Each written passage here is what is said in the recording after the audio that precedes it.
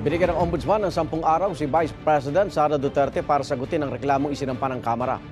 Pati sa ilan niyang tauhan sa Office of the Vice President at Department of Education nung siya'y kalihim pa. Kaugnay ito sa paggamit ng confidential funds. May unang balita si Joseph Morong.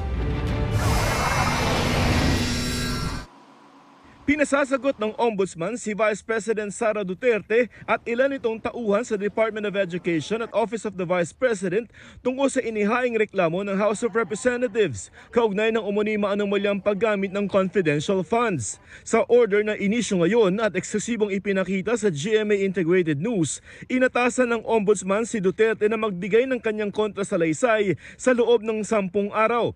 Ito ay laban sa reklamong isinampa ng Kamara nitong Lunes para sa umuni plunder, technical malversation, falsification, use of falsified documents, perjury, bribery, corruption of public officers, betrayal of public trust at culpable violation of the Constitution.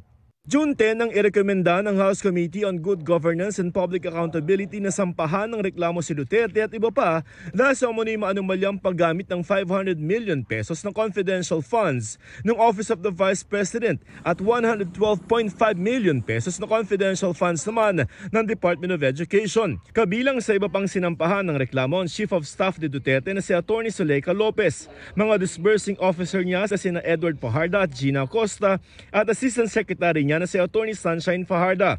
Sabit din sa reklamo sina Colonel Raymond Dan Leladchica, Commander ng Vice Presidential Security and Protection Group at Lieutenant Colonel Dennis Nolasco. Ayon sa Ombudsman, kung hindi makakapagsumite ng kanilang counter-affidavit ang mga respondent, ay itinuturing na itong waiver nila at itutuloy na ang preliminary investigation sa reklamo.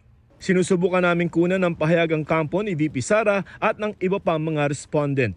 Ito ang unang balita, Joseph Morong para sa GMA Integrated News.